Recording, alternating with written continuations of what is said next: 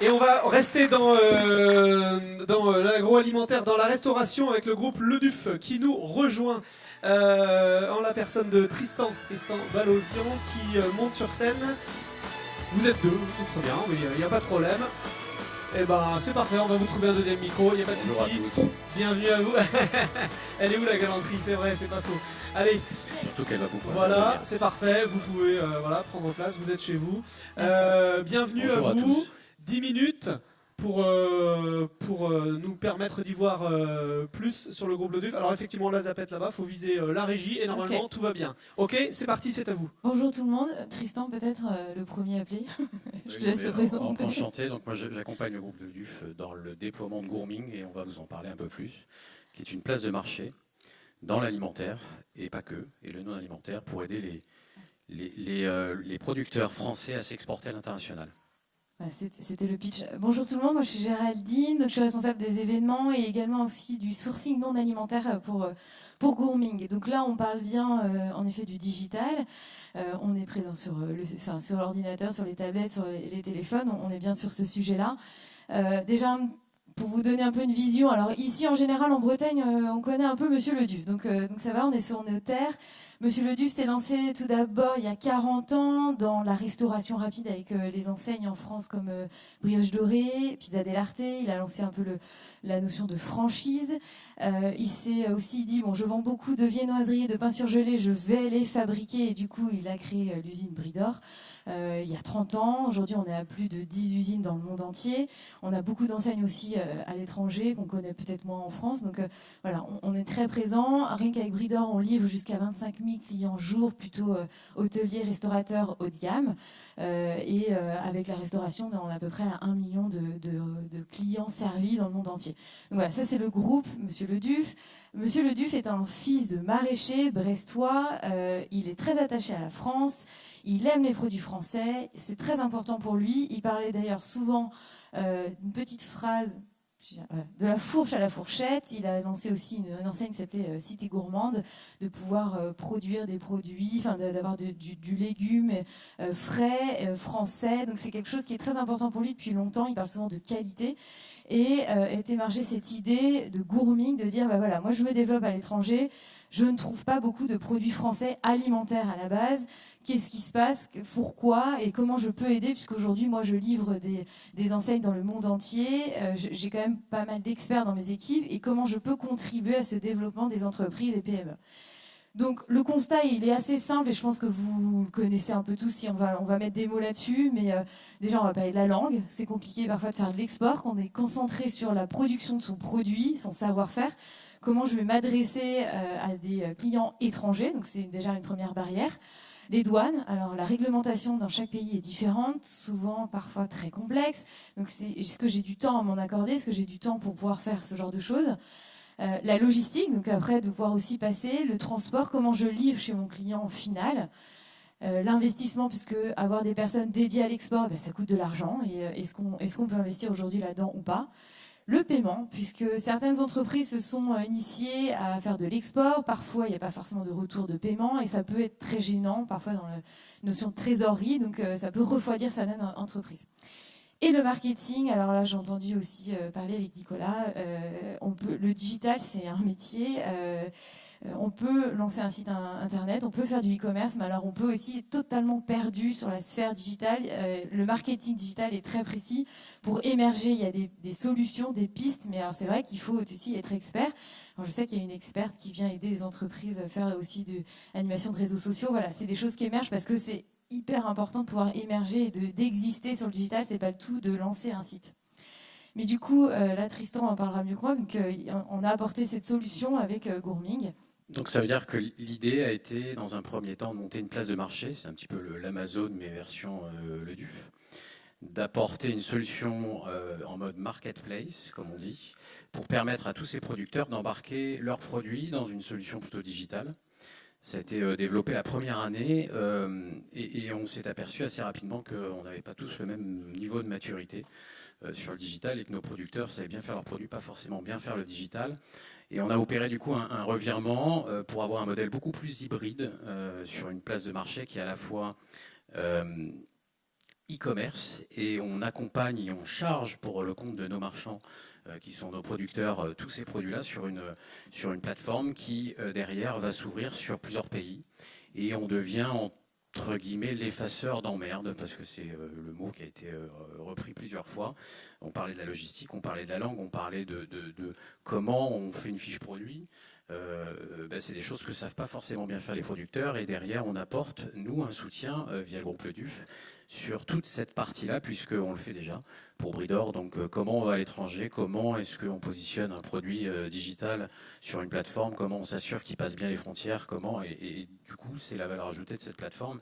Et le digital permet de faciliter fortement le déploiement de ce genre de service. Alors après, rien n'empêche qu'on garde l'ADN très fort du groupe Le Duf qui est de la qualité. On a donc alors le 100% digital n'existe pas, on l'a précisé tout à l'heure, je confirme. Il y a besoin d'humains derrière et notamment de garder notre ADN fort du groupe Le Duf qui est la qualité, traçabilité, de faire une sélection d'entreprises qui répondent aussi à des critères importants pour nous. Ça vraiment, c'est très important. On a aussi cette notion de, on veut raconter une histoire, on ne vend pas du grooming, on vend des produits français, des entreprises, des producteurs, un savoir-faire. Et ça, je pense qu'on est tous revenus un peu là-dessus. En tant que consommateur, déjà, on veut savoir ce qu'on mange, on veut savoir d'où ça vient. Et les restaurateurs sont beaucoup plus demandeurs, et notamment à l'étranger, de pouvoir expliquer d'où viennent les produits. Et c'est vrai que on va en parler, mais derrière cet outil-là, on a des commerciaux qui vont dans les pays qui ouvrent, parce qu'on ne vend pas du tout en France, on vend exclusivement pour des professionnels, des métiers de bouche en général, basés à l'étranger. Et donc on a des commerciaux qui vont à leur rencontre, et la manière de présenter Gourmine, c'est avant de montrer le site. Et d'ailleurs, je l'ai pas, pour l'instant, on n'a pas montré le site. L'objectif, c'était de vous expliquer un peu le principe, c'est de dire de quoi vous avez besoin, qu'est-ce que vous ne trouvez pas et que je pourrais vous apporter. Produits français, bien sûr. Donc ça, c'est important. Et de raconter cette histoire-là, on a vendu des huîtres Cadoret au Canada. On montre des vidéos de comment on peut élever les huîtres, comment ça se passe. Les barils, les agneaux du Pré-Salé du Mont-Saint-Michel, on est allé filmer, on montre des choses. C'est hyper important pour nous et on croit en ça. Et du coup, voilà, c'est important aussi à l'étranger de pouvoir montrer. Donc, on est exigeant. On travaille notamment en collaboration avec le Goemio, qui a sélectionné 11 produits sur la marketplace Gourmand Canada pour aussi labelliser certains produits. On a Jean-Jacques Massé, qui est un MOF cuisine, qui travaille avec le groupe, qui vient faire sa sélection de produits alimentaires et non alimentaires et les mettre en avant dans des vidéos pour montrer un peu ce qu'on peut faire comme recette en fonction des saisons et en fonction des produits qu'on a sourcés. Donc aujourd'hui, notre offre est à peu près à 18 000 le produit, 600 fournisseurs. Les places de marché se divisent en fonction de chaque pays. On ne trouvera pas forcément les mêmes produits au Canada que sur la gourming.eu qui est pour l'Europe, parce que tout ne peut pas forcément passer dans les pays en fonction des réglementations. Donc chaque gourming se décuple en fonction des pays. Donc on est à peu près à ce total de produits sur gourming. Notre ambition, Tristan. Alors Géraldine parlait de quelque chose d'assez intéressant, c'est que quand vous allez dans des nouveaux pays, on ne vous attend pas forcément sur l'alimentaire. Il y a d'autres gens qui font déjà ce métier-là, pas forcément en digital. Donc il faut raconter autre chose. Une des clés d'entrée, c'est ce fameux défi, c'est d'expliquer, tu es un chef français, tu es à l'étranger, mais qu'est-ce qui te ferait plaisir? Donc le digital répond bien à ça, parce qu'on va utiliser la viralité des réseaux sociaux, on va créer de la demande. On a une approche qui est très différente de ce qu'on va pouvoir trouver dans un réseau de distribution classique où on a un listing produit qu'on pousse comme ça. On va créer la demande chez les clients finaux qui sont à la fois les consommateurs, les restaurateurs qui vont se retourner vers des distributeurs à qui vont dire mais pourquoi j'ai pas ces produits moi? Pourquoi je les ai pas? Donc c'est vraiment l'alliance de ce qu'on fait aujourd'hui dans le digital pour avoir des nouvelles méthodes pour aller chercher des clients. On parle de gros hacking, on peut parler d'inbound marketing. Nous, on va essayer de le mettre au service des restaurateurs qui sont nos clients, en leur expliquant qu'aujourd'hui, on est capable non seulement de leur trouver les produits, mais de créer la demande chez les clients et de raconter une histoire. On aurait pu le mettre, on l'a pas fait, mais on crée des contenus vidéo pour aller pousser nos producteurs, que ce soit des producteurs effectivement comme Cadoret ou Puy-Grenier, pour expliquer comment ils travaillent, de quelle manière ils travaillent. On l'a fait aussi chez les couteliers. Donc vraiment exporter ce savoir-faire, créer l'envie et donner au client final la volonté d'aller se procurer ces produits. Et après, on passe au digital. Donc l'objectif, il est bien mondial. Aujourd'hui, on est sur une V2. On était lancé au CIRA 2017. La V2 est de mars 2018.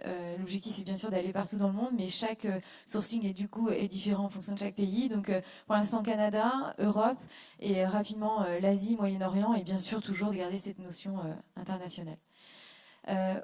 Aujourd'hui, on nous retrouve plusieurs sites. Avec 30 secondes pour conclure. Ouais. Voilà. Bon, on nous retrouve sur .fr, c'est pour les fournisseurs qui veulent nous rejoindre. La .ca, c'est la place de marché CA. La .eu, je l'ai pas noté, mais du coup, c'est celle pour l'Europe. Et la .world, c'est notre sourcing global, total, avec tous les produits. Donc, je vous invite à venir voir Gourming et je vous invite à venir nous suivre sur les réseaux sociaux, puisqu'on est bien sûr sur les réseaux sociaux. Évidemment. Merci à tous. Merci. Bonne journée.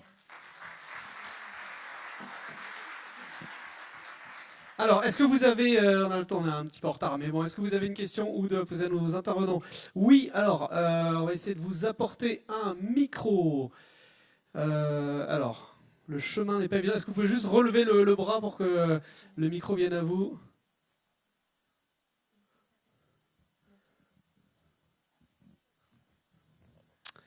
Bonjour, on vous écoute. Bonjour. Bonjour. Alors, je voulais savoir pourquoi le choix de communiquer sur les produits français et pas les produits bretons, par exemple. Est-ce que c'est un manque de producteurs?